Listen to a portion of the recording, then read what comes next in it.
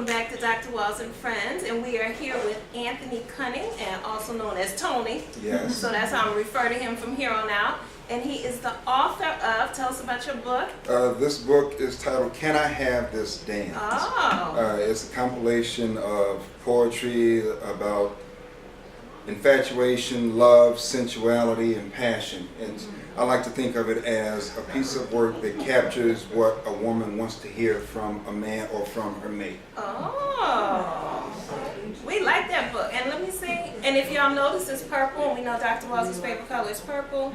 So this is why Mr. Cunning is the first man. Well, maybe it's your last name, Cunning. How did you get to be the first man on my live show? God told me to be here. Okay, good answer. All right now. And those of you who know that I am obedient know that I don't say no to God. All right, so we'll let that go. I had the opportunity to meet Tony at another Sisters in Harmony event. Yes. And so now tell us why you are an ambassador of Sisters in Harmony. Well, once I was exposed to Sister in Harmony, I could really appreciate the effort that was being put forth to promote positive images of women in the community. And as Brother Ed likes to say, connect the dots, where it allows women across the globe to come together to have a common vehicle to where they can express ideas and also work together to promote one another. So I really liked the idea of promoting the positive image of women, because there's so many negative images in the world today that are constantly publicized on TV. Yes. But a lot of positive things that go on on the everyday level in the communities really don't make national news. So Right. I really thought the concept of promoting the positive image in the neighborhood was really a good thing.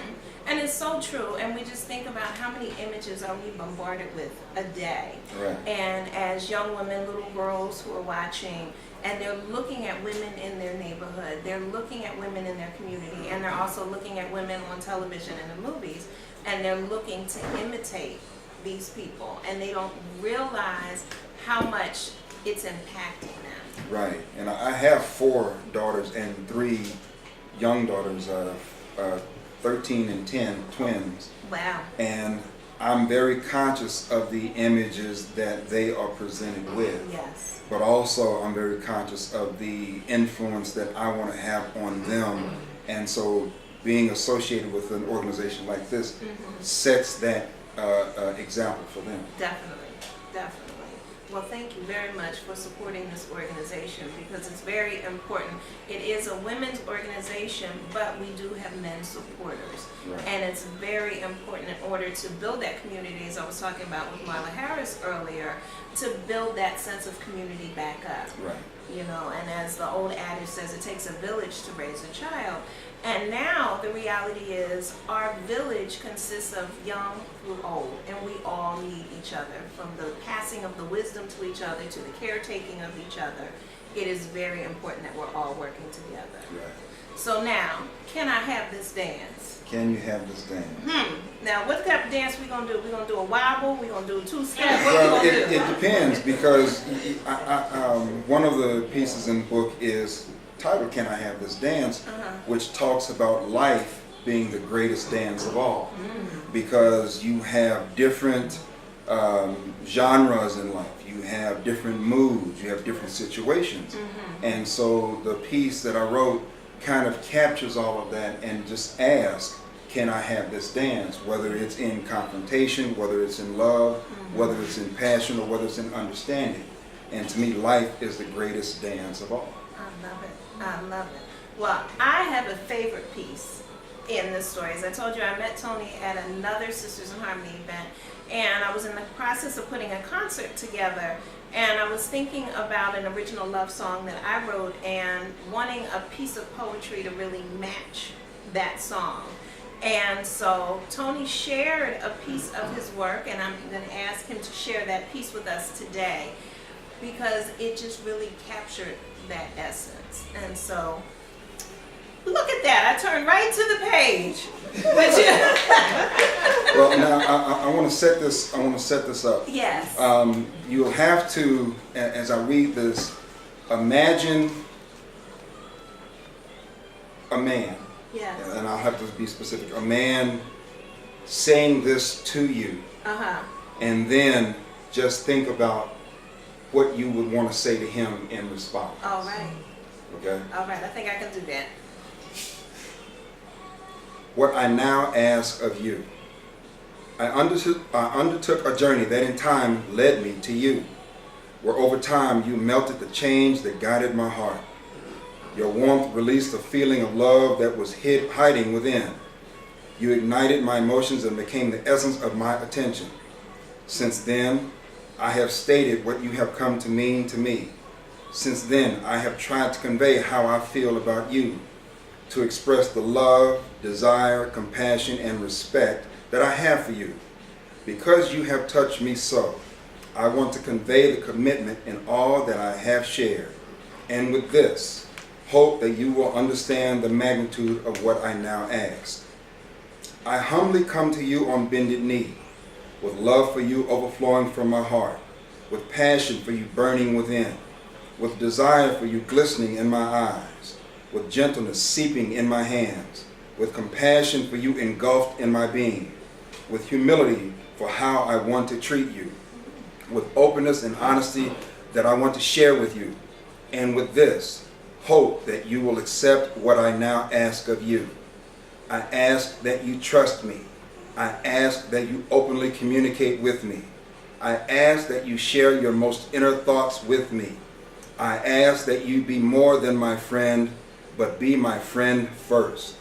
I ask that you love me just as intensely as I love you. I ask that you not withhold your emotions or your passions and your desires from me. I ask that you express your sensuality, but reserve your sexuality only for me. I ask that you allow me to be important in your life, and I pray that you will appreciate what I now ask of you. I ask that you take my hand as you accept this ring and say yes, that you will marry me.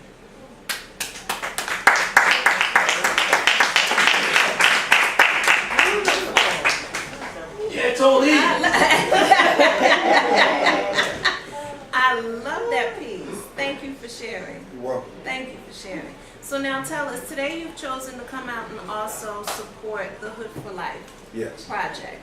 Why was this important for you to come out and participate in? Well, after I understood once I understood the concept, I wanted to come out and support it because there are certain events that take place in everybody's lifetime that kind of set things in motion.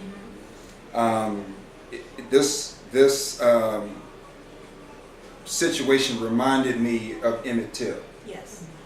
But at the same time, it reminded me of Rosa Parks. How just an act of defiance initiated and ignited a rally of trying to correct a wrong. This situation and me coming out to support it was just very symbolic in that in my lifetime I have never seen white mainstream TV publicly talk about and criticize a system where a black man or a young man was killed. And in response, I shouldn't say in response, but incidentally, everyone associated with Trayvon Martin had maintained nothing but dignity, pride, and class in how they handled themselves and addressed the situation, but pointed to the hypocrisy within the system that we live in. And so for me, it was important to come out and support this because this is really important to where the message has been sent. We need to make sure that it's just not something that's just an echo, but something that has resonated day after day and now becomes part of the conscious mind. Yes, yes. You know, we were talking off camera for a little while, you, Chef Stephanie, and myself, and just how some people come into this world and we don't understand at the time, but they come into this world to serve a greater purpose. And we don't, we'll say that God works in mysterious ways and that this child is gone too soon. But the impact that this event, the fact that he gave his life, literally, which may now change the way laws are created, Right. the way people adhere to interacting with each other. Right. Based on this one young man's life, that his life served such a great purpose for more people than he will ever know. Yes, it did. And with that, you still have to embrace not only the sacrifice that he and his family have had to endure, Yes. but by the same token, what for me is a revelation is that when we as a group, as a class of people come together with dignity, we can influence change. But it takes everyone coming together in a unified voice. And sadly, that is what Trayvon Martin's death ignited. Yes, very true. Well, thank you so much for coming today. How can people get a hold of the copy of this book so that they can dance with you or somebody else? You can get it right now. You can get it via my website, which is no-ham-publications.com. All right. So no-ham-publications.com. Now, you're not getting off the show, no dash ham. No-ham. What's up with the ham? My last name is Cunning, and ever since I was a child, I go to school, I go to someplace, I joined the Navy, and I always heard Anthony Cunning. No ham, Cunning. Oh. So, no ham. No honey ham. No cunning I'm ham. thinking no pork. No cunning ham. No cunning ham. Just Cunning. All right, so no dash ham. No-ham-publications.com. Got it. Thank you for joining us today. Thank you. All right.